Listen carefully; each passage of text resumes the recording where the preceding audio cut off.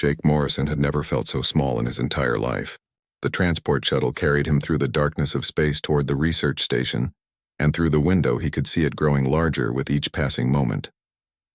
The station orbited a neutron star, and the sight made his stomach tight with nervousness. It was bigger than any structure humanity had ever built. Towers and rings of metal stretched out in all directions, connected by bridges of light that seemed to glow with their own energy. He was 32 years old, a mathematician who had spent most of his career solving puzzles that other people thought were impossible. But those puzzles had been on Earth, in quiet university offices, with nobody watching except his colleagues. This was different. This was the Galactic Council's most important project, and he was representing all of humanity. The year was 2347. Humans had joined the Galactic Council only 15 years ago, after first contact with the Xantharian exploration fleet. Since then, Earth had been trying to prove itself worthy of membership. Most alien species saw humans as primitive newcomers, children playing at the adults' table. Jake knew this. Everyone on Earth knew this. It was why his assignment to the synthesis project felt so heavy. The pilot, a Xantharian with blue skin and forearms, turned to look at him. Her name was impossible for Jake to pronounce, so she had told him to call her Kay. She had been kind during the 3-day journey from Earth, explaining things patiently whenever Jake asked questions. "We will dock in 10 minutes, Kay said.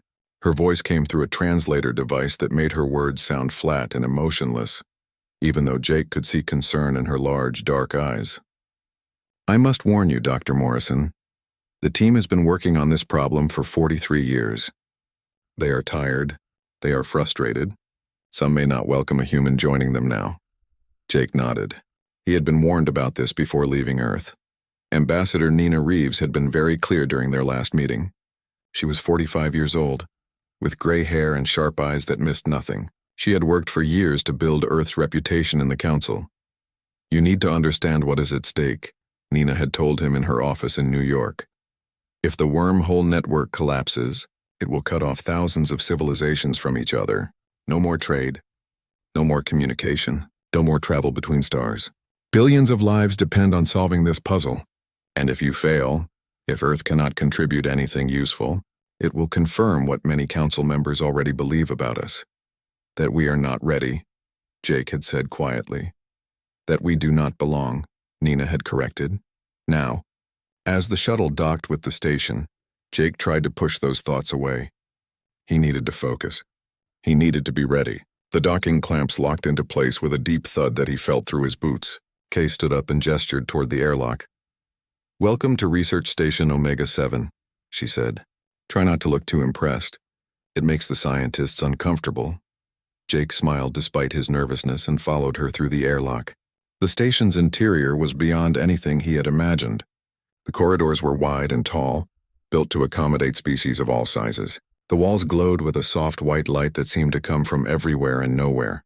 Holographic displays floated in the air, showing data and equations that Jake could barely comprehend. Other beings moved through the corridors. Jake saw a tall, insect-like creature with 6 legs and crystalline eyes. He saw a floating orb of energy that pulsed with different colors as it passed. He saw species he had only read about in Earth's databases, all working together on the galaxy's most important problem.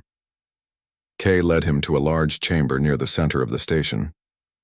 The door opened automatically, and Jake stepped inside to find himself in what looked like an auditorium. Rows of seats faced a central platform, but instead of seats there were various alien accommodations. Pools of liquid for aquatic species, magnetic fields for energy beings, cushions and chairs in dozens of different sizes and shapes. At the front of the chamber stood a Xantharian male, much larger than Kay, with deep purple skin and white markings across his face. He was gesturing at a holographic display that showed something complex and geometric, rotating slowly in the air. About 30 other beings were gathered around him, watching intently. "That is Chief Researcher Velkoth," Kay whispered. "He has led this project for 20 years. Be respectful. He does not tolerate fools." Velkoth noticed them and stopped speaking. His eyes fixed on Jake, and the room fell silent. Jake felt dozens of alien gazes turned toward him. He forced himself to stand straight and meet Velkoth's stare. "Dr. Jake Morrison," Velkoth said. His voice was deep and rumbling even through the translator. "The human mathematician, we have been expecting you." There was something in his tone that made Jake's skin prickle. Not hostility exactly, but not welcome either. More like resignation. As if Jake's arrival was an obligation that Velkoth had to fulfill but did not want. "Thank you for having me," Jake said. "I am honored to join your team." "Yes," Velkoth said. "The council insisted that we include representatives from all member species, including the newest ones. You are the third human to join us. The other two are in the engineering division." He gestured at the holographic display. "This is the synthesis core, or rather, this is our best computer model of it. The actual artifact is kept in a containment field in the observation chamber. You will see it soon enough." Jake studied the rotating image. It looked like a crystal, but the geometry was wrong. The angles shifted as it turned, creating shapes that should not be possible in three-dimensional space. Colors rippled across its surface in patterns that seemed almost alive. The synthesis core was built by an ancient civilization called the Architects, Velkoth continued. They disappeared from the galaxy over 10,000 years ago, but their technology still functions. This artifact controls the stability of the wormhole network that connects all Council worlds. "And it is failing," another voice said. Jake turned to see a human woman approaching. She was about his age, with short dark hair and grease stains on her work uniform. She smiled at him with genuine warmth. "Hi, Jake. I am Sophie Lang, one of the engineering humans Velkoth mentioned. Welcome to the most frustrating job in the galaxy." Jake felt relief wash over him. Another human. Someone who might understand what he was feeling. "Frustrating?" he asked. Sophie gestured at the holographic display. "The synthesis core is a puzzle. To prevent the wormhole network from collapsing, we need to solve it. The problem is that nobody can figure out what kind of puzzle it is. Mathematical? Spatial? Quantum? We have thrown every kind of analysis at it. The Council's best quantum computers have been running simulations for 43 years. Nothing works. The wormholes are becoming unstable," Velkoth said. His voice was heavy with frustration. "Travel times are increasing. Some routes have already closed. If we cannot solve this puzzle within the next 10 years, the network will collapse completely. Every civilization in the galaxy will be isolated on their own worlds." Jake felt the weight of that statement settle on his shoulders. 10 years sounded like a long time, but 43 years of effort by the galaxy's greatest minds had produced nothing. What could he possibly contribute that they had not already tried? "I will do my best," he said. Knowing how inadequate that sounded, Velkoth studied him for a long moment. "I am sure you will," he said finally. "Kay will show you to your quarters. You may observe our work for the first week. After that, if you have any insights to contribute, we will listen. But I must be honest with you, Dr. Morrison. We have tried everything.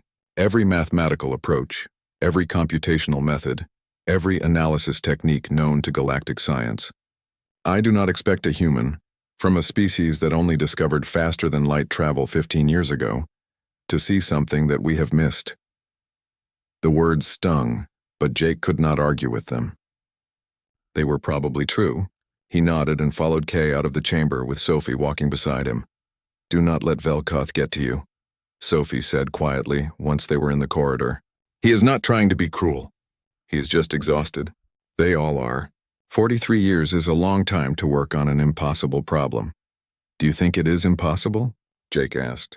Sophie was quiet for a moment. "I think we might be looking at it wrong," she said finally. "But I do not know how else to look at it. That is the problem." Kay showed Jake to his quarters, a small room with a bed, a desk, and a window that looked out at the neutron star. The star's surface roiled and pulsed with energy, beautiful and terrifying at the same time. Jake sat on the bed and pulled out his personal tablet, opening the file that Nina had given him before he left Earth. It contained everything humanity knew about the synthesis core and the Architects. Which was not much. The Architects had been one of the first civilizations to achieve faster-than-light travel. They had built the wormhole network and created the synthesis core to maintain it. Then they had vanished, leaving behind only their technology and countless mysteries. Jake read through the file until his eyes hurt, but he found nothing useful. Nothing that the alien scientists had not already discovered and analyzed 100 times over. He closed the tablet and lay back on the bed, staring at the ceiling. He thought about Ambassador Reeves and her warning. He thought about... The first 3 days on the station were overwhelming. Jake spent his time observing the research team at work, trying to understand their methods. The main research chamber was enormous, filled with equipment that Jake had never seen before. Holographic displays showed equations that seemed to have more dimensions than should be possible. Quantum computers hummed in sealed chambers, processing trillions of calculations every second. Velkoth ran the team with strict efficiency. Every morning they gathered for what he called the analysis review. Teams would present their latest simulation results, showing how different approaches to the puzzle had failed. Jake listened carefully, taking notes on his tablet. The level of sophistication was incredible. These alien scientists were using mathematical concepts that humanity had not even discovered yet. But something bothered Jake, though he could not quite put his finger on what it was. Every approach relied heavily on computation. The scientists would input parameters into their quantum computers, run massive simulations, and analyze the results. They treated the puzzle like a problem that could be solved through pure calculation, if only they found the right algorithm. On the fourth day, Jake finally worked up the courage to ask Velkoth a question. They were in the research chamber, and Velkoth was explaining how the latest simulation had failed to produce a stable solution. "Can I see the actual artifact?" Jake asked. "Not the computer model, the real synthesis core." Velkoth looked at him with surprise. "Why would you need to see it? We have perfect sensor data. Every measurement has been taken thousands of times. The computer model is exact down to the quantum level." "I know," Jake said, "but I would like to look at it myself, with my own eyes." Several of the alien researchers made sounds that Jake's translator could not interpret. He got the sense they thought his request was foolish. What could looking at the artifact with biological eyes tell him that advanced sensors could not? But Velkoth, to his credit, nodded slowly. "Very well. Kay will take you to the observation chamber. You may spend as much time there as you wish. Just do not touch the containment field. It would be unfortunate if we had to explain to Earth why their representative was vaporized." A few of the aliens made sounds that Jake's translator registered as laughter. He smiled awkwardly and followed Kay out of the chamber. Sophie caught up with them in the corridor. "Mind if I come along?" she asked. "I have not actually looked at the core in weeks. Been too busy with equipment maintenance." "Please do," Jake said, grateful for the company. The observation chamber was deep in the station's core, surrounded by layers of shielding and security. Kay led them through multiple checkpoints, each one scanning their identities and permissions. Finally, they reached a large circular room with a transparent floor. Below the floor, suspended in a glowing energy field, was the synthesis core. Jake's breath caught in his throat. The holographic models had not done it justice. The real artifact was beautiful in a way that made his eyes hurt. It was roughly the size of a basketball, crystalline and geometric, but its shape seemed to shift depending on how he looked at it. Colors moved across its surface like oil on water, creating patterns that felt almost hypnotic. "Amazing, is it not?" Kay said quietly. "The architects were master craftsmen. This is one of only 3 synthesis cores that still exist. The other 2 are in museums. This is the only one that still functions." Sophie moved closer to the transparent floor, staring down at the artifact. "I never get tired of looking at it," she said. "It is like it is trying to show us something, but we do not know what." Jake knelt down on the floor, bringing his face closer to the containment field. The energy barrier hummed softly, and he could feel warmth radiating from it. He watched the patterns shift and change, trying to see if there was any logic to them, any structure that his human brain could recognize. "How long can I stay here?" he asked. "As long as you like," Kay said. "I must return to my duties, but the chamber is open at all times. You can come here whenever you wish." After Kay left, Jake and Sophie sat on the floor, staring at the synthesis core in silence. Jake lost track of time as he watched it. He tried different angles, moving around the chamber to see it from every possible perspective. Each view seemed to show something slightly different, as if the artifact existed in more dimensions than his eyes could process. "You know what I find strange?" Sophie said after a while. "Nobody comes here anymore. When I first arrived 2 years ago, this chamber was always full of researchers. Now it is just us. Everyone else stays in the research chamber looking at computer screens and holographic models." "Why do you think that is?" Jake asked. Sophie shrugged. "I guess they figure there is nothing to learn from looking at it. All the real information is in the sensor data. Looking at it with your eyes does not tell you anything about its quantum state or energy patterns. Maybe, Jake said, but it tells you other things. Like what? Jake tried to put his thoughts into words. Like how it makes you feel. The way the patterns draw your attention, the sense that it is communicating something even if you cannot understand what. Those things do not show up in sensor data, Sophie smiled. You sound like an artist, not a mathematician. My mother was an artist, Jake said. She always told me that math and art are not so different. Both are about seeing patterns, about understanding how things fit together. They sat in comfortable silence for a while longer, watching the core. Eventually, Sophie had to leave for a meeting with the engineering team. Jake stayed behind alone with the ancient artifact. He spent the next 3 days splitting his time between the research chamber and the observation chamber. In the research chamber, he learned about the team's computational approaches. He studied their simulations and their analyses. In the observation chamber, he simply looked at the synthesis core, trying to understand it with his eyes and his intuition, rather than with sensors and equations. The other researchers clearly thought he was wasting his time. Jake could see it in their body language, in the way they glanced at him when they thought he was not looking. The human who spent hours staring at an artifact instead of doing real work. He tried not to let it bother him. On the 7th day, Ambassador Reeves called him on his personal communicator. Her face appeared on the small screen, and Jake could see the tension in her expression. How is it going? She asked. Jake hesitated. What could he say? That he had spent a week watching other people work and staring at an alien artifact? That he had no insights to contribute? That Velkoth had been right about humans being out of their depth? It is complicated, he said finally. The team is incredibly sophisticated. Their methods are far beyond anything we do on Earth, but I am learning a lot. Nina studied his face through the screen. But you have not found anything useful? Not yet, Jake admitted. Nina sighed. Jake, I need you to understand something. There are council members who want to limit Earth's participation.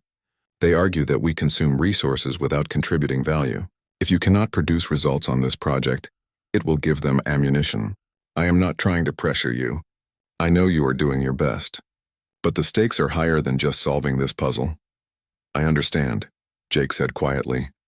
After the call ended, Jake sat in his quarters feeling the weight of responsibility pressing down on him.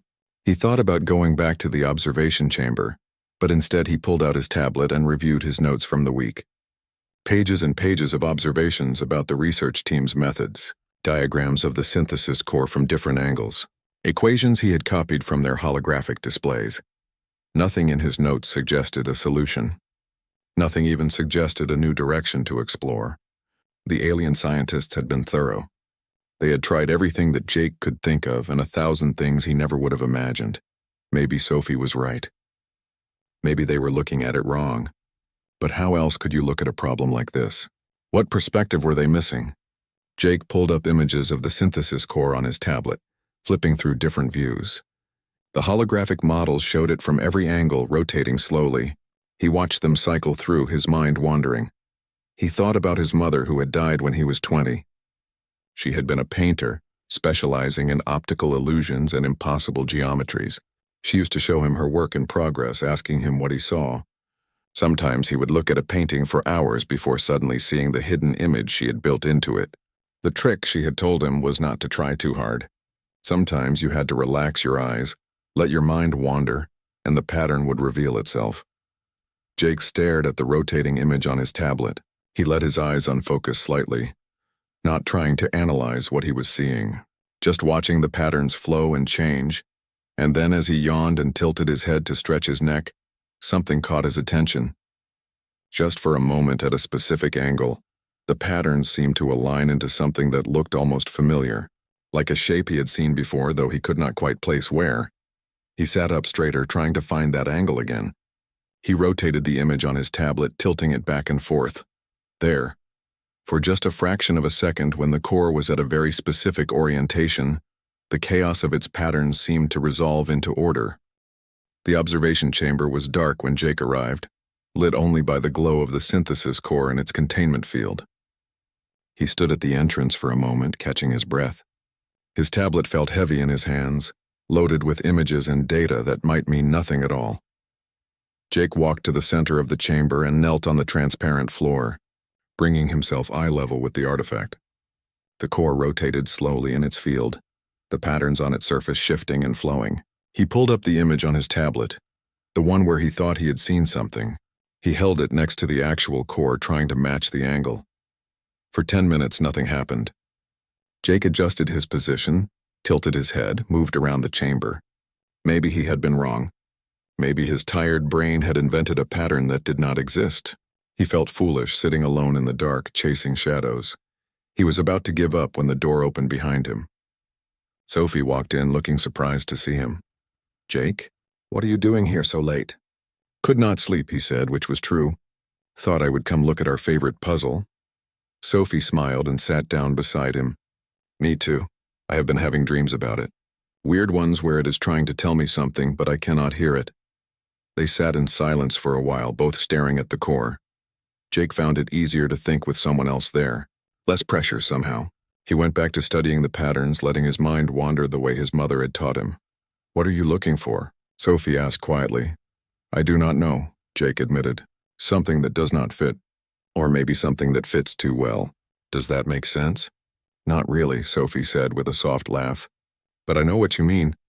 Like when you are working on an engine and something feels wrong even though all the readings are normal." "Exactly," Jake said. He shifted position, lying on his back to look up at the core from below. Sophie did the same, and they lay side by side on the transparent floor, staring up at the glowing artifact above them. From this angle, the core looked different. The patterns seemed to flow in the opposite direction. Jake blinked, trying to focus on what he was seeing. There was something there, something his brain was trying to process. "Sophie," he said slowly, "can you do me a favor? Can you access the station's control systems for the containment field?" "Sure," she said, pulling out her own tablet. "I have engineering clearance. What do you need?" "Can you rotate the field? Turn the core upside down?" Sophie sat up and looked at him. "Turn it upside down? Jake, that is not how you solve a quantum puzzle. Rotating it physically does not change its mathematical properties." "I know," Jake said. "But can you do it anyway, please? I want to see something." Sophie studied his face, then shrugged. "Okay, but if this breaks something, you are explaining it to Velkoth." She tapped commands into her tablet. "Rotating containment field 180 degrees. This will take a few seconds." The synthesis core began to move, slowly turning within its energy field. Jake held his breath, watching as it rotated. The patterns on its surface shifted and swirled, responding to the movement. And then, as the core completed its rotation and settled into its new orientation, something extraordinary happened. The chaotic, shifting patterns suddenly locked into place. The colors that had been flowing across the surface like liquid stabilized into clear, geometric shapes. The entire artifact seemed to come into focus like a blurry image that had suddenly been adjusted to perfect clarity. "Oh my God," Sophie whispered. "Jake, what did you do?" Jake could not speak. He stared at the core, his mind racing. It was so simple, so incredibly, impossibly simple. The artifact had been upside down. All this time, for 43 years, the galaxy's greatest scientists had been trying to solve a puzzle that was simply oriented wrong. Sophie was frantically working on her tablet, pulling up diagnostic readings. "The energy signatures are stabilizing," she said, her voice shaking with excitement. "The quantum fluctuations are resolving into coherent patterns." "Jake, this is insane. How did you know?" "I did not know," Jake said honestly. "I just saw something. A pattern that looked familiar when I tilted my head. Like those optical illusions where you have to look at them from a different angle to see the hidden image." Alarms suddenly started blaring throughout the station. Red lights flashed in the corridors outside the observation chamber. Sophie's tablet lit up with emergency notifications. "The core is activating," she said, reading the messages. "It is broadcasting some kind of signal." "Oh no, Jake, everyone is going to think something went wrong. They are going to think we broke it." The door to the observation chamber burst open. Velkoth rushed in, followed by Kay and a dozen other researchers. They all stopped when they saw the synthesis core, now displaying clear, stable patterns instead of the chaotic flows they had spent decades trying to decipher. "What happened?" Velkoth demanded. His forearms were gesturing wildly, and his face showed emotions that Jake's translator could not identify. "What did you do to it?" "We rotated it," Jake said, standing up. His legs felt shaky. "We turned it upside down." "You what?" Velkoth stared at him. You rotated it? That is all? One of the other researchers, a floating energy being that glowed blue, moved closer to examine the core. The stabilization codes, it said, its translator making its voice sound like wind chimes. It is broadcasting the wormhole stabilization codes. After all this time, it is finally working. Velkoth pulled out a large tablet and began running diagnostics. His eyes moved rapidly across the screen, and Jake watched his expression change from shock to disbelief to something that might have been embarrassment.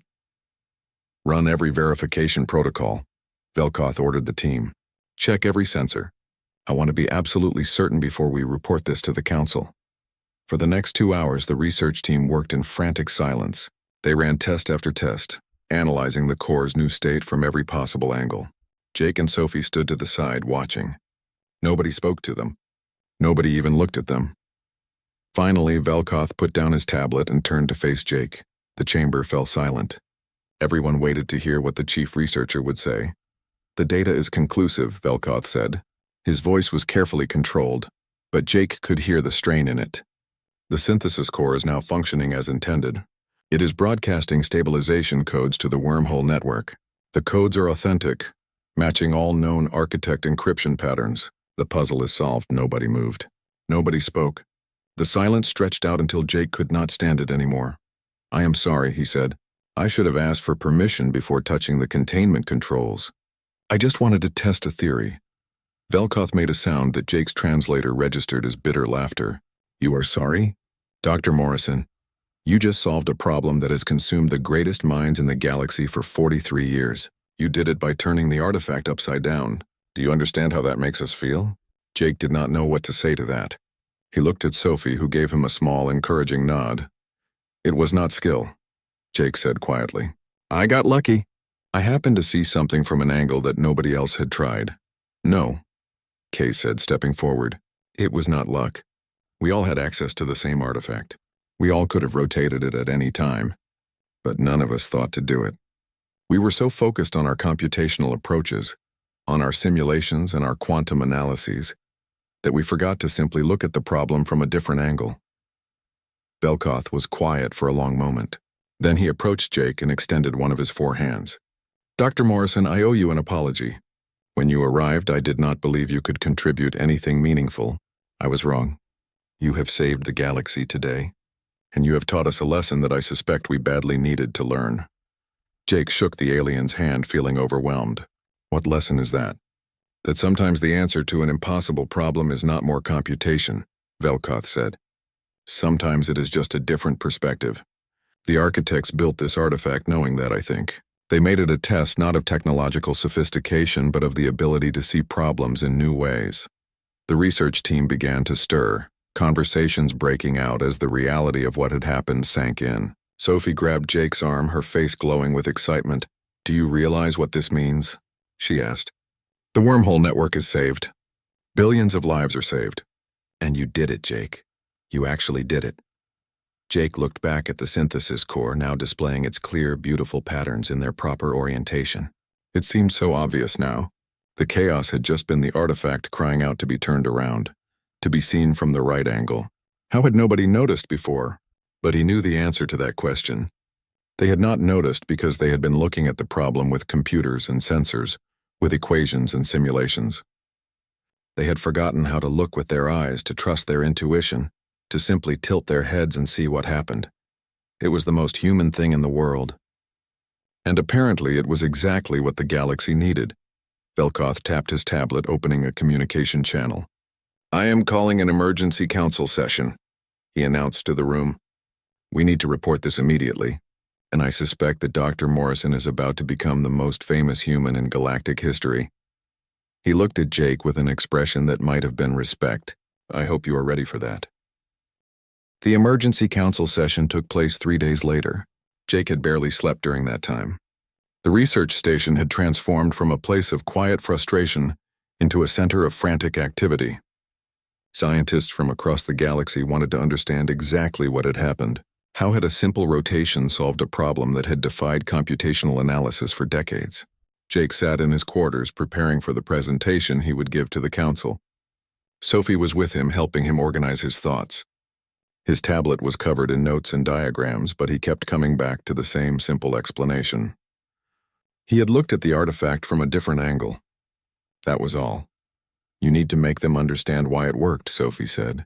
Not just what you did, but why a human was able to see something that all those advanced alien scientists missed. I am not sure I understand it myself, Jake admitted. I got lucky. I happened to tilt my head at the right moment. It was not luck, Sophie insisted. Think about it. Every other species here relies so heavily on technology. They trust their computers more than their own senses. But humans, we are still relatively new to all this advanced technology. We still trust our eyes, our instincts. That is the difference. Before Jake could respond, his communicator chimed. It was Ambassador Reeves. Her face appeared on the screen and she was smiling wider than Jake had ever seen. Jake Morrison, she said. Do you have any idea what you have done? The entire galaxy is talking about you. Earth's status in the Council has changed overnight. Council members who would not return my calls are now asking when they can meet you. I just solved a puzzle, Jake said, feeling uncomfortable with the praise. You did more than that, Nina said. You proved that humanity has something valuable to offer. Something that cannot be measured in technology or computational power, and you did it at exactly the moment we needed it most. Jake, you saved Earth's place in the galactic community. Do not underestimate what that means. The council session was held in a virtual space that allowed representatives from hundreds of worlds to attend simultaneously. Jake found himself standing on a platform, surrounded by holographic projections of alien beings from across the galaxy. Some looked vaguely humanoid. Others were so different that Jake could barely comprehend their physical forms. Energy beings, crystalline structures, clouds of organized particles. Velkoth spoke first, presenting the technical details of the breakthrough. He explained how the synthesis core's patterns had stabilized when rotated, how the stabilization codes were now being broadcast successfully, how the wormhole network was already showing signs of recovery. His presentation was thorough and professional, but Jake noticed something in his tone. Humility. The proud researcher had learned something from this experience. Then it was Jake's turn. He stepped forward, feeling the weight of all those alien eyes watching him. He thought about what Sophie had said, about what made humans different, about why he had succeeded where others had failed. I want to start by saying that I did not do anything special, Jake began. I did not use any advanced mathematics or sophisticated simulations. I simply looked at the synthesis core with my eyes and trusted what I saw. And that, I think, is the real lesson here. He pulled up images of the core, showing it from different angles. The architects were an ancient and advanced civilization. They could have made this puzzle require the most powerful computers in the galaxy to solve, but they did not do that. Instead, they made it a test of perception, of the ability to see problems from new perspectives. They understood that true intelligence is not just about processing power. It is about knowing when to calculate and when to simply look. One of the council members, a being made of living crystal that refracted light in rainbow patterns, spoke up. Are you suggesting that we have become too dependent on our technology? That our computational approaches are inferior to biological intuition? No, Jake said carefully. I am not saying one is better than the other. I am saying we need both. Your computational methods are incredibly powerful. Humans could never achieve what you have without similar technology. But there are some problems that computers cannot solve alone. Some puzzles that require a different kind of thinking. Another council member spoke. This one a floating orb of blue energy. The human makes an interesting point. We have optimized our societies for efficiency and computational power, but perhaps we have lost something in that process. The ability to approach problems intuitively, to trust our direct perceptions rather than relying always on sensor data and analysis. The debate that followed lasted for hours. Some council members were receptive to Jake's arguments, others were defensive, arguing that intuition was unreliable and that humanity's success had been pure luck. But Jake noticed that even the skeptics were thinking about what he had said. The seed of doubt had been planted. When the session finally ended, Velkoth approached Jake in the virtual space. That was well done, he said. You handled their questions with grace. I particularly appreciated that you did not claim superiority for human methods. That would have created resentment. I do not think humans are superior, Jake said honestly. We have different strengths. That is all? That is wisdom, Velkoth said, and it is why I want to propose something. A joint research initiative. Combining human intuitive approaches with our computational methods, we can learn from each other. Study how different species approach problems differently. Perhaps discover new ways of thinking that neither of us would have found alone. Jake felt excitement rising in his chest. That sounds incredible. Yes, absolutely. When can we start? Over the following weeks, the joint initiative took shape. Sophie led a team studying how human engineering intuition differed from algorithmic design. They discovered that humans excelled at finding elegant solutions by seeing the right approach, rather than calculating every possibility. It was not that human brains were better computers. It was that they worked in a fundamentally different way, recognizing patterns and making intuitive leaps that pure computation would miss. Jake worked with Velkoth and several other alien researchers, analyzing the synthesis core puzzle in detail. They published a paper that became one of the most read scientific documents in galactic history. The title was simple: When Perspective Matters More Than Processing Power. The paper argued that galactic civilization had created a blind spot by over-relying on computational approaches. Species had optimized for processing speed and data analysis, but had lost the ability to approach problems intuitively. The architects, Jake and Velkoth argued, had understood this danger. The synthesis core had been designed as a reminder, a puzzle that could only be solved by stepping back and seeing the whole picture, rather than analyzing infinite details. The response was mixed. Some civilizations embraced the message enthusiastically. A species of crystalline beings who had struggled with artistic expression began partnering with human artists, discovering new forms of beauty in their own culture. An aquatic civilization's approach to fluid dynamics combined with human spatial reasoning led to revolutionary new starship designs. But there was also resistance. The Technocratic Union, a coalition of heavily AI-dependent civilizations, argued that intuition was just poorly documented pattern recognition, unreliable and impossible to standardize.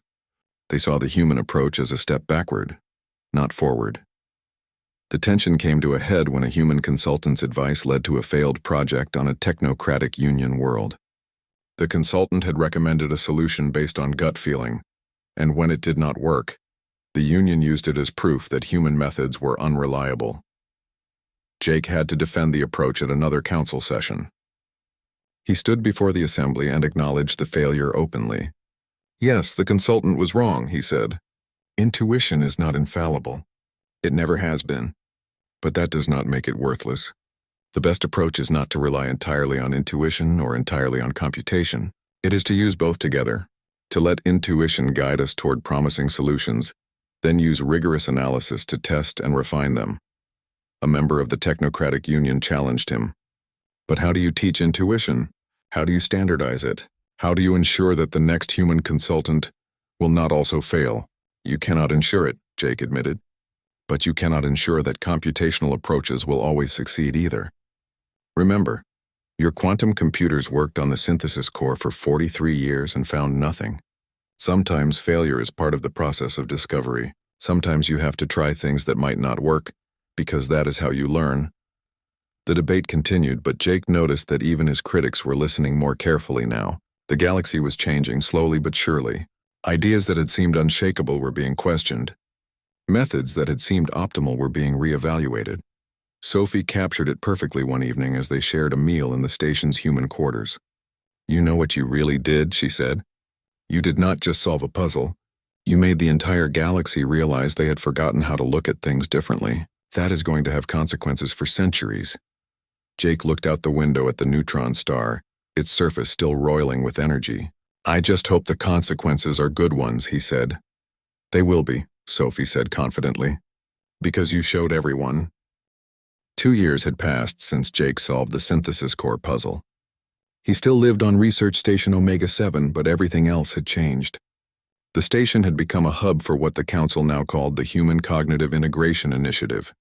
Scientists from dozens of species came here to learn about human approaches to problem solving, and humans traveled across the galaxy to share their perspectives. Jake stood in the observation chamber, which had been expanded and redesigned. Where once only the synthesis core had floated in its containment field, now there were multiple artifacts from different ancient civilizations. Each one represented a puzzle that had been solved using the combined approach of human intuition, and alien computation. Sophie walked in, carrying 2 cups of coffee. She had been promoted to head of the engineering integration program, training alien engineers to incorporate intuitive thinking into their design processes. "Long day?" she asked, handing him a cup. "Long but good," Jake said. "We had a breakthrough on the Viridian energy matrix." One of the crystalline researchers looked at it from an angle nobody had considered before. It was beautiful to watch. She literally transformed her body structure to see it differently. Sophie smiled. "That is what I love about this project. We are not just teaching aliens to think like humans. We are all learning to think in new ways. Remember that aquatic species from Nereus? Their approach to 3-dimensional movement has changed how we design spacecraft. Human engineers are incorporating their fluid dynamics intuition into engine designs. The changes had rippled across the galaxy in ways Jake never could have anticipated. The most visible effect was in education. Galactic universities, which had previously focused almost entirely on data transfer and computational training, had begun incorporating experimental learning. Students were now encouraged to fail, to try different approaches, to develop their intuition alongside their analytical skills. Velkoth had become one of the strongest advocates for the new methods. He visited Jake's office later that afternoon, his purple skin darker than usual, which Jake had learned meant he was excited about something. "I want to show you something," Velkoth said, pulling up a holographic display. "This is data from the Xantharian education system. Before your breakthrough, our students spent 95% of their time in computational training.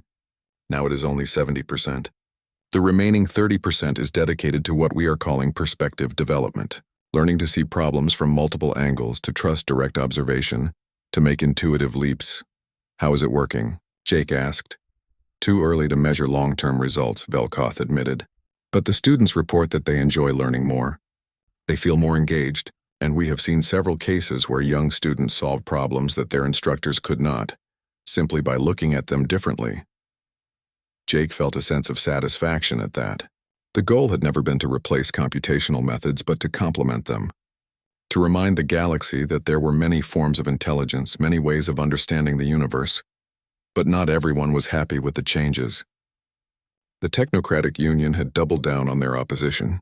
They had established their own research program, focused on developing AI systems that could replicate human intuition through advanced algorithms. Their argument was that anything a biological brain could do could eventually be computed, given enough processing power and sophisticated enough programming. Jake was invited to visit one of their facilities on the planet Technus Prime. The city was unlike anything he had experienced. Every building, every street, every system was optimized by artificial intelligence. There were no random elements, no inefficiencies, no wasted motion. It was beautiful in its own way, but also strangely lifeless. The Union's chief researcher, an AI named Coherence 7, presented their latest achievement. It was an artificial intelligence that had been trained on millions of examples of human problem-solving. According to Coherence 7, it could now replicate human intuitive leaps with 93% accuracy. "This proves our point," Coherence 7 said. "Its voice perfectly synthesized and emotionless. Intuition is simply pattern recognition based on incomplete data. It can be computed and improved upon. There is no need for biological inefficiency." Jake studied the AI's demonstration carefully. It was impressive. The artificial intelligence could indeed mimic human intuitive behavior. But something about it felt wrong, though Jake struggled to articulate what. "Your AI is very sophisticated," Jake said finally, "but it is still following patterns from its training data. True intuition is not just about pattern recognition. It is about making connections that have never been made before, about seeing something in a completely new way that cannot be predicted from past examples. Randomness can be computed," Coherence E7 replied. "We can program the AI to occasionally make non-obvious connections. The result is functionally identical to biological intuition." Jake shook his head. "I do not think you understand. I am not arguing against AI. I am arguing for diversity of approach. Your system is brilliant at what it does, but it will never surprise you the way a biological mind can. It will never tilt its metaphorical head and say something completely unexpected that turns out to be exactly right." The debate with the Technocratic Union continued, but Jake noticed that even there small changes were happening. Some of their younger members, who had grown up after the synthesis core breakthrough, were more open to biological approaches. They visited the research station, asked questions, participated in the training programs. The seeds of change were being planted even in the most resistant soil. Meanwhile, the success stories kept coming. A team of human archaeologists and crystalline historians solved the mystery of an ancient library that had been encrypted for 5,000 years. The breakthrough came when a human suggested they stop trying to decrypt the data and instead look at the physical structure of the library itself. The building's architecture turned out to be the key. A joint medical research team found a cure for a disease that had plagued the Viridian species for generations. The solution involved combining human pharmaceutical intuition with Viridian quantum biology. Neither species could have found it alone. The most surprising development came from the crystalline species themselves. For thousands of years, they had believed that art and creativity were beyond their capabilities. Their society was built on logic and structure, with no room for aesthetic expression. But after partnering with human artists, they discovered that they had simply been expressing creativity in ways they did not recognize. The mathematical patterns in their city designs, the harmonic frequencies in their communication, the crystalline structures they grew, all of these were forms of art. Human artists worked with crystalline mathematicians to create hybrid art forms that were stunningly beautiful. Sculptures that changed shape based on mathematical formulas, music composed using crystalline resonance frequencies, paintings that incorporated fractal patterns calculated to evoke specific emotions. Jake attended the first exhibition of crystalline human collaborative art. It was held on a neutral space station, open to all council members. As he walked through the gallery, looking at creations that bridged the gap between pure logic and pure emotion, he felt overwhelmed by what had begun with a simple rotation of an ancient artifact. Ambassador Reeves was there too, looking proud. She had been instrumental in organizing the exhibition, using it to demonstrate Earth's value to the skeptical council members who still questioned humanity's place. Started something remarkable, she told Jake as they stood before a particularly stunning piece, a sculpture that seemed to be made of frozen music. This is bigger than solving the synthesis core. You changed how the galaxy thinks about intelligence itself. I just solved one puzzle, Jake protested, as he always did when people gave him too much credit. And in doing so, you showed everyone that there were other puzzles they did not even know existed, Nina replied. Questions about the nature of thinking, about the limits of computation, about the value of biological perspectives. You did not just save the wormhole network, Jake, you saved something more important. You saved diversity of thought. That night, back on the research station, Jake stood in the observation chamber one more time. The synthesis core still rotated in its proper orientation, broadcasting its stabilization codes without interruption. But now he understood it differently. It was not just a functional device. It was a message from the architects, a civilization that had disappeared 10,000 years ago but had left behind a lesson for the future. The lesson was simple. Never forget to look at things differently.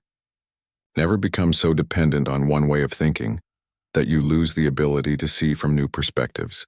Never let efficiency replace curiosity, or optimization replace wonder. Sophie found him there, as she often did during these late-night reflections. She stood beside him in comfortable silence for a while before speaking. "Do you ever regret it?" she asked. "Your life before was quieter, simpler. Now you are the most famous human in the galaxy. Everyone wants something from you." Jake thought about it honestly. "Sometimes," he admitted. "Sometimes I miss just being a mathematician solving puzzles in a quiet office." But then, 5 years after the breakthrough, Research Station Omega-7 prepared for a ceremony that would be broadcast across the entire galaxy. The Galactic Council had commissioned a monument to commemorate the solving of the synthesis core puzzle, and today it would be unveiled. Jake stood in his quarters, adjusting the formal clothing that Ambassador Reeves had insisted he wear. It still felt strange to him, this level of ceremony and attention. He was just a mathematician who had gotten lucky. But the galaxy saw him as something more, a symbol of what could be achieved when different forms of intelligence worked together.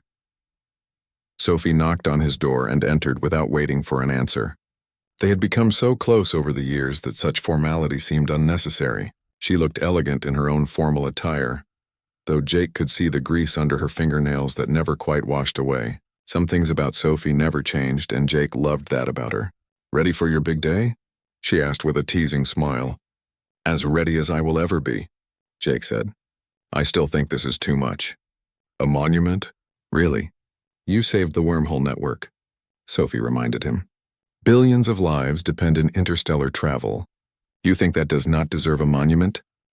"Well, Koth and his team worked on it for 20 years before I arrived," Jake argued. "I just had one good idea. The right idea at the right time," Sophie said. "Stop being so modest and accept that you did something important. Besides, this monument is not just about you. It is about what you represent. The value of seeing things differently." They walked together to the station, Smain Plaza, which had been built specifically for the ceremony. Hundreds of beings from across the galaxy had gathered, and millions more were watching through holographic projections. Jake saw species he recognized and many he did not. The diversity was overwhelming and beautiful. The monument stood in the center of the plaza, covered by a shimmering energy field that hid its form. Jake had been told what it would look like, but he had not seen it yet. Koth stood near the monument looking more relaxed than Jake had ever seen him. The Xantharian researcher had changed over the years, becoming more open and humble. The experience with the synthesis core had taught him valuable lessons about the limits of pure computation. Ambassador Reeves was there too, standing with other council dignitaries. She caught Jake, sighed and gave him an encouraging nod. Over the past 5 years, Earth's position in the council had been transformed. Humanity was no longer seen as primitive newcomers, but as valuable partners with unique perspectives to offer. The ceremony began with speeches from various council members. They spoke about the crisis that had threatened galactic civilization, about the decades of unsuccessful effort to solve the synthesis core puzzle, about the moment everything changed.